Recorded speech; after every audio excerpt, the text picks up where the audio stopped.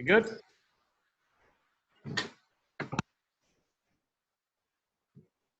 Everybody can hear me? You good, Paul? All right, I'm going to start unless somebody can't hear. Yeah, still got no sound. Okay, I'm going to give me 1 second, everyone. I'll get the sound. Can you hear me? Hey, Dave, the sound works. Yep. Yeah, I think it just seems to be on Mike's end. Okay, sounds good. This is Sue Kring, and I just got you so I can hear you as well. Okay, sounds good. I'm going to start up then. All right, sounds good, everyone. Welcome again this week, and I'd like to give you on things going on. Mike, I apologize if you can't hear me. We'll get back to you if I could. If you don't hear me, I'll get back to you and get this sent to you by email if that's all right with you.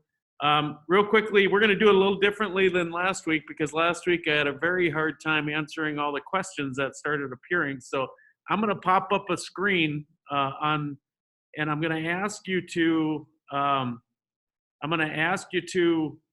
do a few things for me. One, first, mute your microphones. If you haven't already, please do so. That helps us a lot because of all the background noise and that type of thing. Secondly, if you could, there's a chat function, and I think you all know where the chat function is on your Zoom. Please take a moment to do two things on the chat function. One, send us your email addresses. And if you do that, we will keep you on a list to keep you updated on these as well as other opportunities for updates that we can get. The second thing I'm going to ask you to do, and we're just going to take 2 or 3 minutes just to pause for a second to type in questions you have right now. Please do so right now. And the reason I want you to do that is that we can then respond to those by the end of the call. I think last week we had a hard time keeping up with the chat questions as they came in. So do two things for the next couple minutes for me. One, add your email to the chat box. And then secondly, ask any questions you might have coming into this meeting so we can try and respond to those by the end. So let's take a couple seconds before we dig in on that.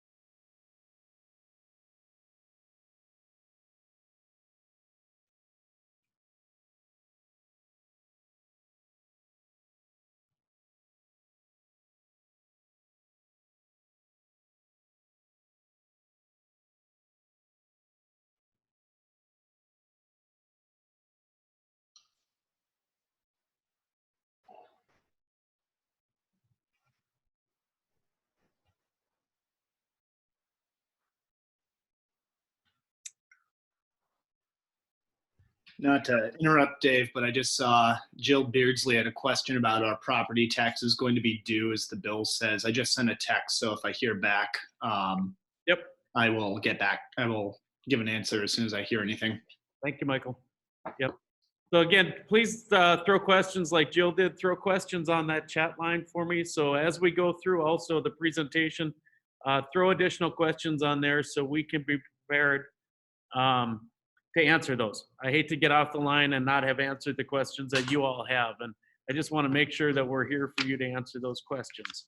But I am going to dig in. By all means, as I said, as I'm talking, throw those questions on the chat line and we'll get them as we go. But I'm going to dig in and I'm going to share some quick thoughts with you.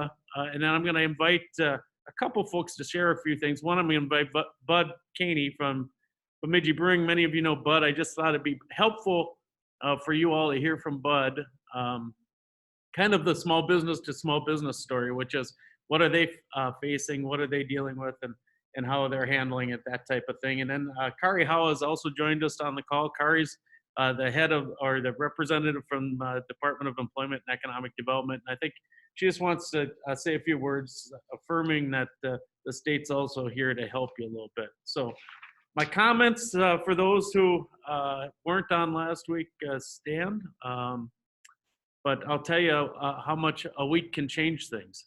And this is, I think I mentioned it last week, but I'll mention it to you again. This is a rapidly changing environment.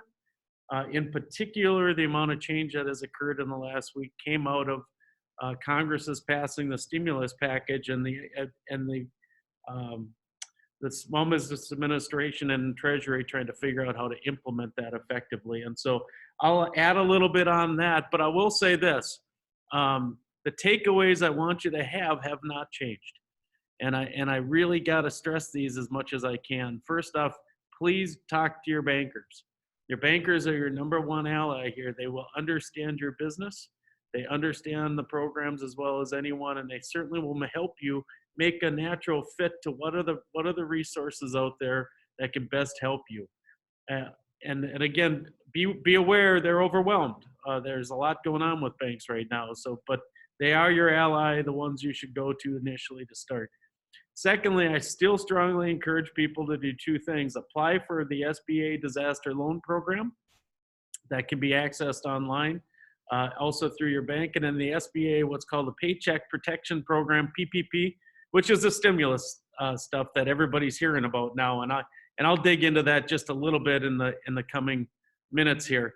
Thirdly, I just access the state and local resources that you're eligible for. But again, as I said last week, check with us first if you're eligible. There's folks and small businesses that are filling out applications that they're not eligible for, and it's simply a wasted effort on your part. So please check with us to see what you're eligible for and what you're not. And then finally, contact us if you're concerned, confused, or uncertain.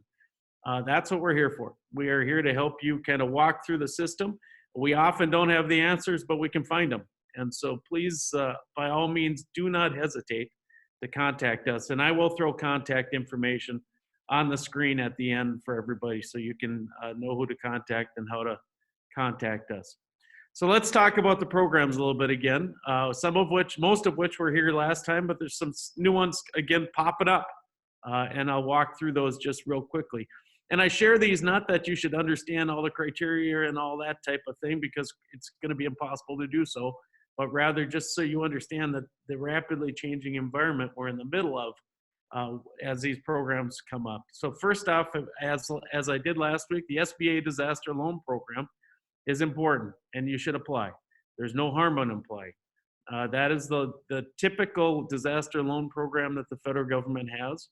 It provides loans up to 30 years, deferred payments. It's an important program. So please talk to your banker about applying for that SBA disaster loan program. In fact, some of the other funds, many of the funds, will require you to do so anyhow. So that is a very good first step. The second one, you noticed I listed under for other programs, is that Paycheck Protection Program, or PPP, through the SBA. Your access point for those funds is 100% your bank. And because it's changing so rapidly, because of the criteria are being created a little bit on the fly, and I just want to touch on a couple things and allow you to reach out to your banker about the availability, because it's an important program and ones that you, as every small business, should be reaching out to be a part of and utilize. First off, in terms of eligibility, just about every business is going to be eligible. Anybody who's 500 employees or less will be eligible for the PPP program. It also, by the way, if there's any nonprofits on the line, nonprofits are also eligible for the PPP program, as are churches, child care centers, that type of thing. And tribal business concerns are also eligible. So this is a very broad eligibility. And so I really encourage, no matter what type of business you are, reach out to that bank to see what you are eligible for. The banks actually are the ones who accept the applications, as I said, and what you will be eligible for, if you want to kind of in your own mind, kind of add up what it is you'll be eligible for support. It comes out to be 2.5 times the amount of your average monthly payroll costs, not to exceed 10 million, but I suspect in 99.999% of us, we're not going to exceed 10 million. And so 2.5% of your average monthly payroll costs. And what you're able to do is use those loan funds to pay for the following. One is payroll. Keep your people on, to keep them employed, to keep them getting a paycheck. Secondly, mortgage interest. So if you're paying on your mortgage, your interest can be, these funds can be used for the interest. Rent.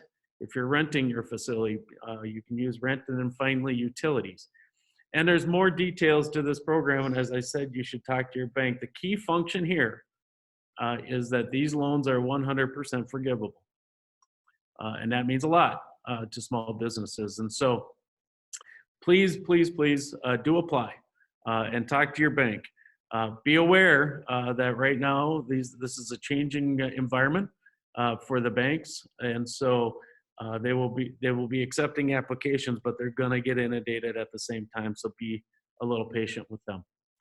Under state programs, let me throw out a couple for you and a couple of new ones too. And so just to give you an idea of what's out there. First off, last time I talked to you at length about the Small Business Emergency Loan through deed that is being run through Greater Bemidji and also the Northwest Minnesota Foundation locally here. That exists still today. If you're the thing I want you to be aware of again, and I've highlighted it last week, was the eligibility requirement, which is it is narrowly defined for those businesses that were forced to shut down by the governor's initial executive orders. So things like restaurants, bars, pubs, salons, recreation centers, fitness centers, bowling alleys, things like that. If you were forced to shut down by the governor's executive order, you are eligible. And so just be aware to access that will go through us, and just let us know. There's also a new program we're just getting a little more information on through DEED called the Small Business Loan Guarantee Program. I don't have a lot of details on that yet. They will be coming out in a short time, and I'll let everybody know what that's about. And then finally, many of you online, in fact, I've been in the last 2 or 3 days gotten a lot of emails from childcare folks. And I can imagine the environment you're in right now. There is a new DHS childcare grant program coming out that has not been fully designed yet, and the application process hasn't been fully defined. We will, however, let you know immediately when that becomes available and provide you the details on that when that comes out. At the end of the meeting today, when I put up the contact info, Erin Echternock from my staff is the childcare expert, and she will be your key contact childcare providers. We will make sure that anybody who's been impacted at the childcare level, we will work to make sure that we have access to that DHS program for you as well. The last new one that's out there, you might have read in the paper about Beltrami County participating with Greater Bemidji in an emergency, local emergency fund. And the city council is also going to be looking at participating as well on Monday. And so the intent of those funds, and I just want to be clear, this now exists. The intent of those funds are to be targeted to locally owned and small businesses in Bemidji and Beltrami County. These are going to be partnerships with the bank to extend working capital and lines of credit by matching what the bank's able to provide you as small businesses. The key here and why it's important for businesses and banks too is that we can move fast. The intent of this emergency fund locally is really a bridge, because there remains a concern, and I certainly have a concern, that it's going to take more time for some of the federal funds to make its way to our small businesses than what people are anticipating right now. And so the intent of this local fund is simply to extend some capital to you as business people in partnership with our banks to make sure you get from that today to when those federal resources becomes available. Those details are going to be finalized today and sent out to our banks. The banks have been part of designing it, and so they know quite a bit about it already. You don't really need to apply or talk to Greater Bemidji. You need to talk to your bank. And the reason I think that's good for you is there's not another level of bureaucracy. There's not another stack of forms you might need to submit, that type of thing. Your banker will take care of all of that for you, because it's simply a participation loan. So if you can talk to your banker, I think that's really important. So just be aware that has been created thanks to the partnerships we've had with the county and Greater Bemidji and hopefully the city as well. And I'm feeling pretty good that the city is going to participate because they care. And so just be aware that that exists for you today, and your local community is trying to help you. The last thing I want to throw up before we ask Bud to say a few words and Kari to say a few words is I'm starting to put together a list of do-nots, and it almost makes me feel like a principal in a high school. And I guarantee my principal in my high school would be laughing out loud if I would be acting like a principal, because I spent a little time in the principal's office in high school. But here's some do-nots for you that I'm just going to really encourage you to take in. One is, don't try and understand these programs fully. I have talked to so many businesses over the last week that just feel completely overwhelmed because they don't understand all the details and the eligibilities and what's for them and what's not for them and that type of thing. I have been doing this for 31 years. I have been almost 24/7 trying to fully understand all these programs. Not only that, I got a couple of staffers doing exactly the same thing, and we have a hard time keeping up. Please don't feel like that's something you need to do. That's why you have us to help you. That's why your banker is there to help you, because truly, honestly, trying to understand these programs can get very, very overwhelming.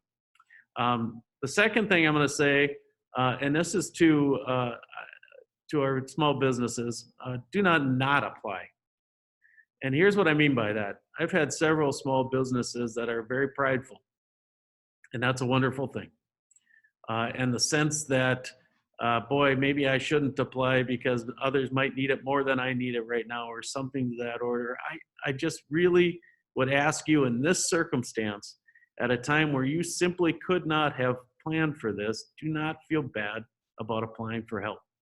That is what it's here for. This is an emergency that couldn't have been expected. So please do not apply. And as also with that, don't not apply for all the funds you're available because you think one's going to be fine. Well, my concern would be is if you're applying for one and expecting that to be the solution and it doesn't come through, that puts you in a bind. Why not apply for all the funds that you have access to? You don't have to take them. You don't have to take them, but at least you know they're there for you as a resource. Third, do not get overwhelmed. And quite honestly, some of these funds if you've looked at the SBA disaster loan program or you've applied for the deed funds, you know there's expectations for some financials. You're going to look at the list and get overwhelmed. Don't.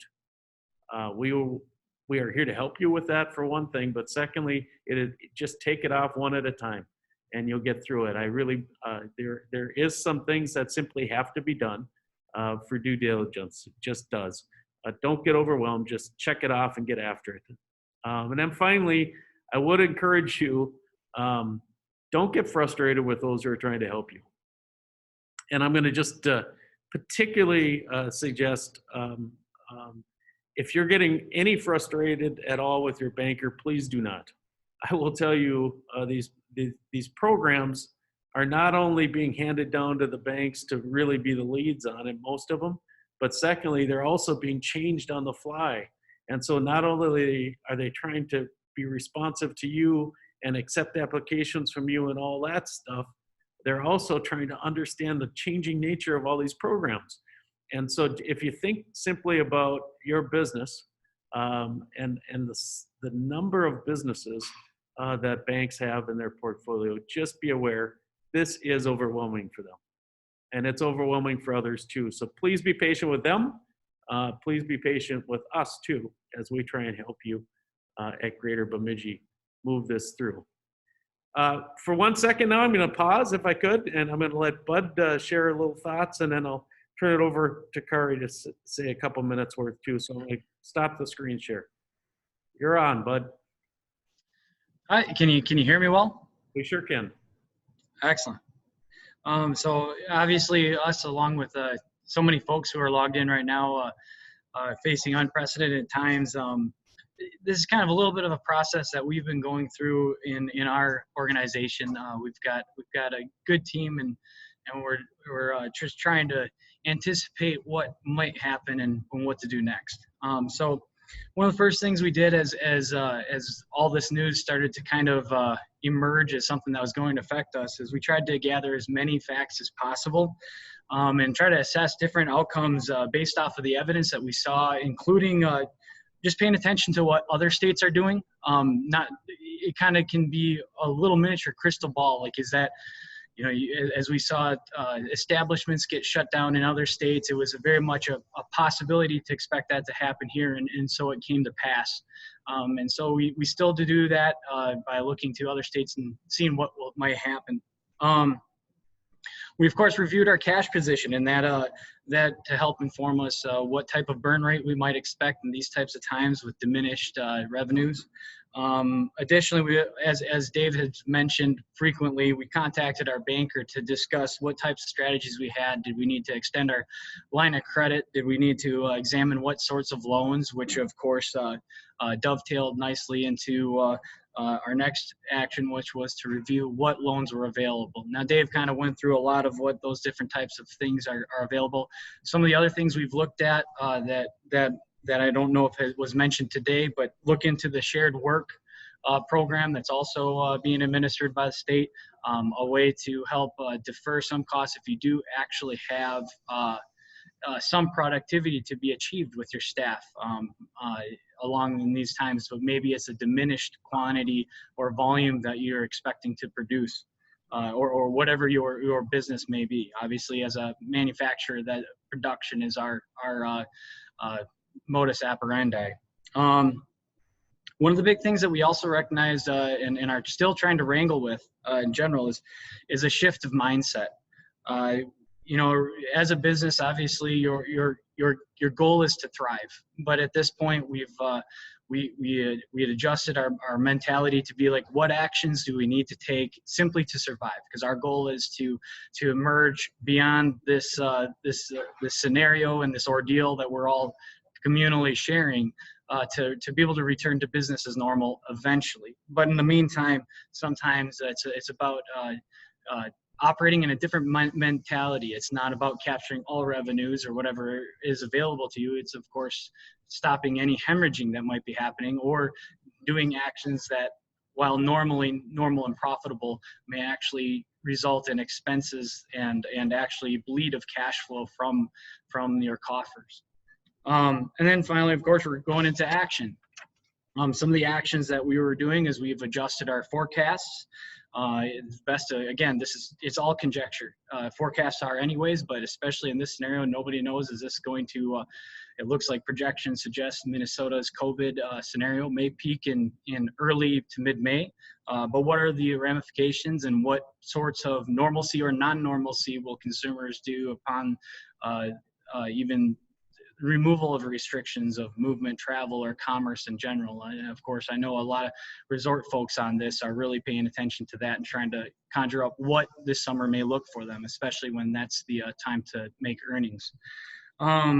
If you are a manufacturer or whatever it might be, of course, adjust production. We've had to scale back our production to an anemic level to what we'd normally do. This specifically for Bemidji Brewing is challenging because March, April, May is actually when we gear up. We produce most of our product for the summer because beer, of course, has a shelf life, so we don't want the product to expire, but then also we have production limitations, and so we need to have inventory on hand to meet what traditionally is the highest consumption amount for our products during resort season, and of course summer when people are grilling out and wanting to have a beer. So it creates some interesting thoughts. So we've had to adjust production on account of that. One of the next actions we've also done is we just identify any revenue streams that maybe are tangential or were things that we don't focus on, maybe aren't our core competency, that may be either a benefit in this time, but then again, as we talked about before, sometimes revenue streams can be a hindrance, and if they cost more to operate doing those revenue streams than it does for there to realize income, that can be a distraction from focusing on the most important things during this time. For example, for us, we're obviously we rely heavily on our tap room sales. That's one of our major components of our business in terms of revenue stream. But we are fortunate enough to also be producing a product that still can be sold in stores and in the form of liquor stores in the state of Minnesota. And so that's where our focus has been. Now, that's a very small portion of our business. It's only it's less than a fifth of our annual revenue at this current juncture. But right now, it's pretty much the thing we're focusing on because that's what we have available. Of course, saving costs. So you have to. We've been digging into all sorts of different cost-saving measures that we can do, like reducing garbage pickup. So we have those incurred fees at a biweekly rate versus a weekly rate on account of just less demand or need of it. We've also been contacting all of our vendors and looking for credit or net 30 extensions to see what we can qualify for to, again, anticipate all angles of cash flow on the multifaceted challenge that we're facing. Additionally, it's a tough time for us too, and being a service industry member, we had to let a lot of our staff go, which was very tough. We've got very much a skeleton crew, and just like anybody out there, that really hurts us the most, maybe because the very core of our success has been based off of a fantastic team and the contributions our team makes, and not being able to supply them and furnish them with all of the work that we would hope to has resulted in us having to do certain amounts of layoffs, and that's been perhaps the most painful, but we're doing it for the long run, so that way we can rehire those people back, return them to our team, and get back into the shape we want to be. And then finally, of course, with that staff, we've wanted to assure and retain that team. They're going through a struggle and a hard time. Our employees that have had to be laid off, like they're facing some of them circumstances they hadn't faced before. That's going to be a reduction in their personal revenue. Obviously, we're challenged too, but we still look for different ways that we can support them. Everybody's scenario is unique, so really think of like what you can do. And obviously we make beer, and a lot of our staff are interested in beer, and so we've been able to provide them with like beer cases and special bottle releases that we just give to them, just so that way they're not out there buying beer, and let them know we care. We've given them gift cards for groceries. Just what makes sense within our budget, and we want to check in with them, because again, when this is done, we really want to retain our staff. Our staff is the strength of our team, or a strength of our whole organization, and so we want to make sure they make it through this as well. And then maybe the final big thing that we've been working to do is trying to stay vigilant, looking to the new news, as we talked about it early on, just looking to other states.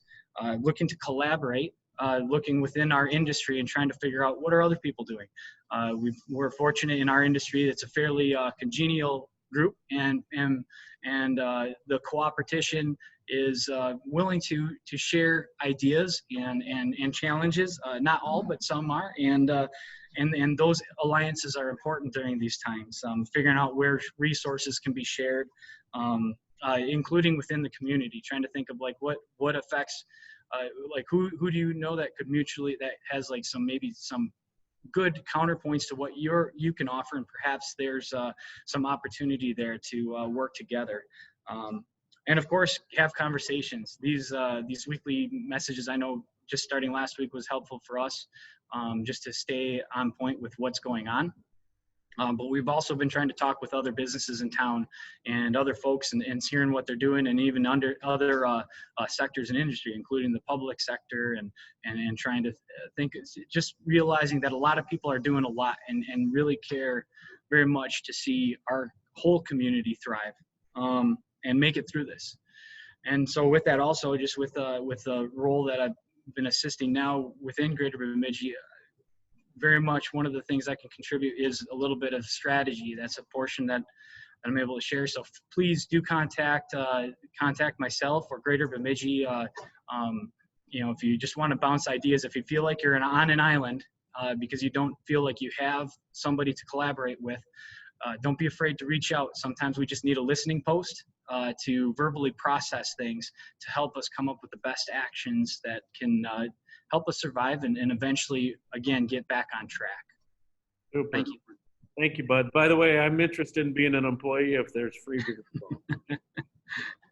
Well, thanks. Awfully thirsty.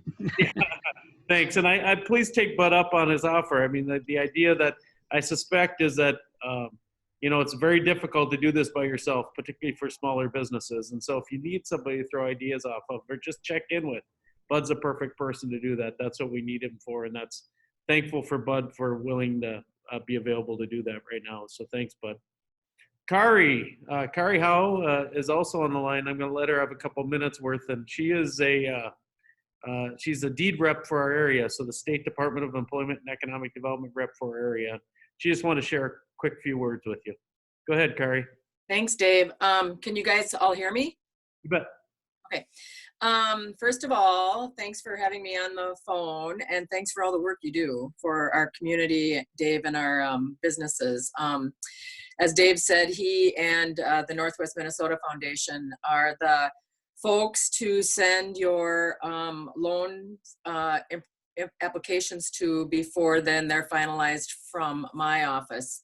I think all of you know that my husband and I are small business owners too. So we love this community, we care about this community, and everything that you mentioned, he has gone through in terms of drinking through a fire hose and applying for all the necessary loans. So Bud, you did a superb job of presenting, and look forward to having beer on card night on Wednesdays again soon. The state is also, as Dave said, we're going through a lot of changes ourselves very quickly, and that's why you're seeing the program changes that Dave's asked you to be patient about because they're going really fast. One thing that is new on our site this morning, I would encourage you all to go on our website and do a couple of things. One is sign up for our newsletter, because then you'll get updates from Department of Employment and Economic Development. And the other thing you'll see is we do have a link to all the coronavirus information, including unemployment. And what's up today that's new is a guide for Minnesota small businesses who need help. And so if you type in Minnesota Department of Economic Development, Employment and Economic Development, or MNDEED, DEED, you'll see all that, and you can go into our website and get a little bit more educated as well. So those are two things I wanted to talk about. A, go into our website, sign up for our newsletter, and B, look at the guide for Minnesota small businesses who need help. It's laid out very nicely. The only other thing I want to mention is our unemployment insurance division, because that is extremely busy right now. We have activated or reactivated over 320,000 applications for unemployment since between May 16th and April 1st. And March 16th and April 1st. Yep, thank you. And so that's a lot. And just the other day alone, it was well over 24,000. So go on our website, and it asks by social security number, your last digit of your social security number encourages what day for you to apply, or as mention to your staff. And unfortunately, those who have to lay people off, it shows Monday, Tuesday, Wednesday, particular social security last digits, and then Thursday and Friday it says anybody. So go ahead and look on that as well. So these are rapidly changing times, and again, thank you all for being Bemidji small businesses like the rest of us. So we'll all hang in there together, and I'll turn it back to you, Dave. Thank you. Thanks, Kari. So let's, I'm going to pop up the contact info screen, but as we do that, I'm going to ask Aaron, who's been keeping track of your questions, and I see there's a bunch of them. And so I think I'm going to have Aaron kind of read the question out loud so everybody knows what we're responding to, and then I'll try and respond to it. So go ahead, Aaron. Hi, everyone. And I think that there was a question that was just asked by Jill on what website Kari was referring to, and it is the deed website. And I think Joe had just replied to that too. So thanks, Joe. That website that she's referring to is www.mn.gov/DEED/. And all that information that she had just referenced can be found at that website. So we'll start kind of from the top. So Dave, our property tax is going to be due as the bill says, from Jill. Good question. So, and Michael might have an update. Michael Muehlhaus was saying that he was reaching out, I'm sure, to the county folks to see if there's an update. But last I had heard, I was at the county board meeting last week, and it came up as an issue, and I do believe it's on the agenda for conversation at the next county board meeting. There has not been action taken yet by the county board to defer or any taxes, but that is on the agenda to be discussed, I believe, by the county board at the next meeting. Yeah, Dave, and I texted Nate, the city manager. I'm not even sure if that's a city issue. The response I got was there's nothing we can do about that. It's state law. Apparently, there is an initiative at the state level to have people delay property taxes for a few months, but I don't have any information about that. So sorry, I can't be more helpful on that front. Thank you, Michael. Thanks much. Jill, I encourage you to reach out to county, at either the county assessor, or county auditor, or KMAC at the county to see what, if you want a little more detail. But I had was told by Commissioner Lukacek at our board meeting that they were going to have that as at least a conversation item at their next meeting. All right, next question from Monty. What about Beltrami Electric? Any help? I'm assuming that he's referring to some of the loans that they have available. No, I think it's probably their utility payments. And so, as an awareness, Monty, the PPP program through the SBA does allow you to use those funds to pay utilities. And so if you do go into the bank and you get a PPP loan, you can use those funds to help pay for your utilities. Beyond that, I don't know if there's been any conversation yet by any of the utilities to defer or pause or whatever that. You'd have to directly reach out to them. Okay, I got a question about the PPE then. Will a resort that just me and my wife qualify for that? Right, and I think that you're going to have to talk to your bank about details. I know that seasonal employees and seasonal resorts do count, and so there is a provision for that. There's a special calculation involved in the bill that particularly for seasonal employees, and so you're going to want to talk to your banker about how do you figure out that 2.5 times amount of payroll. They'll be able to help you with that money. What if your banker isn't involved in this? I'd be surprised if that's the case. I don't. I think they're your access point. So you as a business have to decide. The only way you're going to get to the SBA PPP funds is through your bank. And so if for some reason your bank isn't interested in PPP funds, you have to make a decision on what you want to do. There's no one else that can I can't access it. No one else can access it but certified lenders. Well, it's just really knowing what is involved. I mean, what we qualify for. They're not really working at learning what's out there for us. We have to research everything. Sure. Monty, do this for me if you would. Send me you have full-time, you and your wife, and then you also have some seasonal employees, I would imagine. Would you be willing to send me that by email and I'll do the research for you? And I'll try and get an estimate from one of the other bankers and see if I can't get that figured out for you. Does that work? Thanks, Monty. Question from Shelley. Gertis, do utilities include electric and telephone? Yes. Yes. Trisha Robinson, do any of these programs help solo operators? Yes, actually the PPP program is definitely available to solo operators. So as well as the local emergency fund that we talked about would also be potentially eligible. So yes, they would. If you're wondering specifically about your business, reach out to us at any of the people on that screen. By the way, before I forget, I have a typo on my screen, which is Bud Caney's email address. says B. Caney at Greater Bemidji. It's actually J. Caney. Who knew that Bud had a real name? His real name is Justin. It's Caney at greaterbemidji.com. Go ahead. From Sue Crigan, is the SBA website unlocked? I was told yesterday it was. I sure hope so. They got inundated, as you know, Sue, that you had your hands full for a while. And there were some very, very, very, very frustrated businesses appropriately because a lot of the information they had stored would disappeared on them.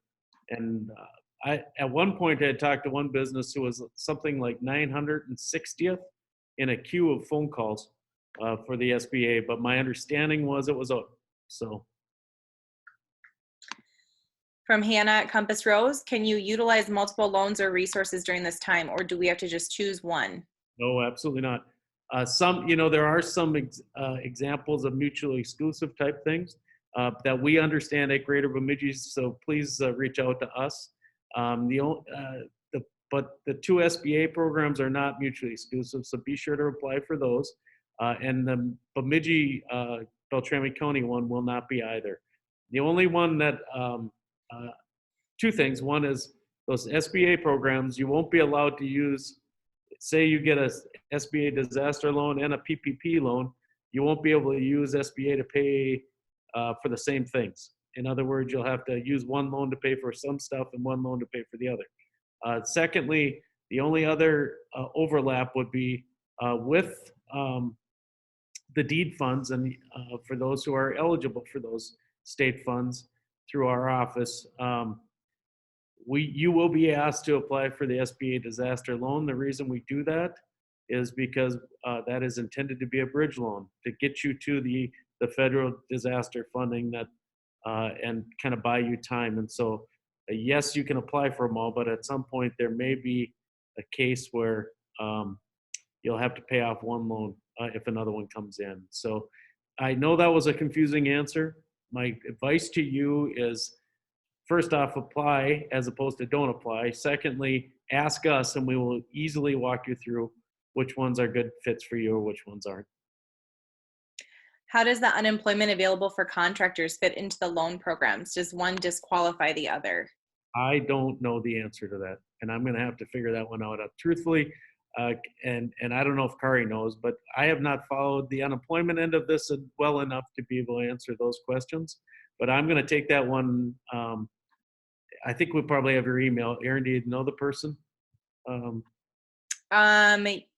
Yes, that was Mike, actually, that sent that in. Super. Mike, I will, let me do the research. I'll get back to you on that, all right? And then we did have a couple questions that came in while we were chatting. Is PPE eligible for 501c6s?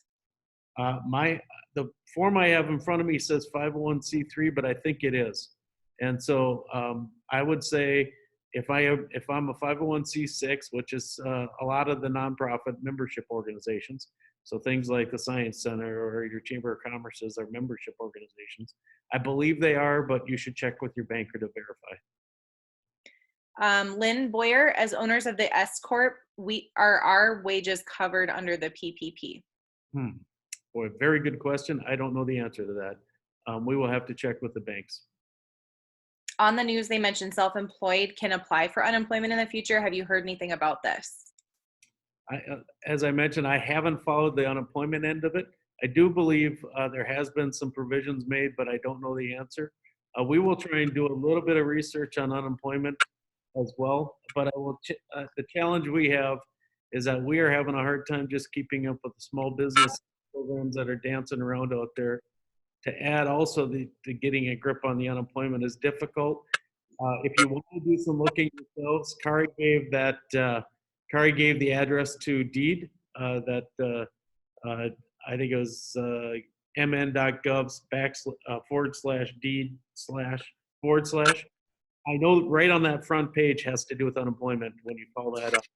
And that's true, Dave. It's Kari again. And there's a lot of Q&A information on our website related to unemployment. Thank you, Kari.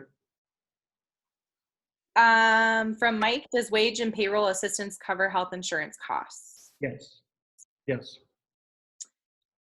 All right. And then Jill actually did message into everyone. Dick and I applied for self-employment relief. Good, good. So So it's do a little bit of research on the DEED website. thanks for sharing that, Jill. That's great. Those are all the questions that I have so far. Okay. Well, let me close up then if I could. And just again, the names on the screen, by all means, you can reach out to any. I will ask you to do this. First off, correct Bud's email to Jay Caney if you want to reach out to Bud, jcaney@greaterbemidji.com. Secondly, I do want to say if you are a child care provider, choose Aaron. Because if you send it to me or to Bud, we're going to send it to Aaron anyhow. Aaron's kind of the child care expert for Greater Bemidji right now. And she's gonna be a bird dog on that program that DHS has to make sure all of our child care providers know all about what they're available for. So please use her. If there's any doubt or question, just by all means call or text or email me on the top. I'm happy to share everything I can, and also connect you up with whoever you need to get connected to. I have no problem, by the way, working in the evenings and weekends. This is really about your convenience, not our office hours, that's for sure. And so by all means, do not hesitate to reach out to us if you have questions that we can help with. And I will mention one quick thing, Dave, because it just came out this morning. We've been waiting on some financial supports for childcare providers and hearing word on that. Applications are active for the peacetime emergency childcare grants. That's the biggest news that I have. So I can send out that link to any of the contacts on the line if you would like to message in. But yep, contact me if you have any questions on childcare. Super. With that, I just, again, thank you, everyone. I know this is an enormously stressful time. And I know that the uncertainty as to whether, when and whether this ends in terms of how quickly we can come out of this is really difficult for everyone. So please hang in there. Don't get frustrated. We're here to help you. So do rely on us if you need help. So just give a shout and don't feel bad about it. And so thank you, everyone, and have a great weekend.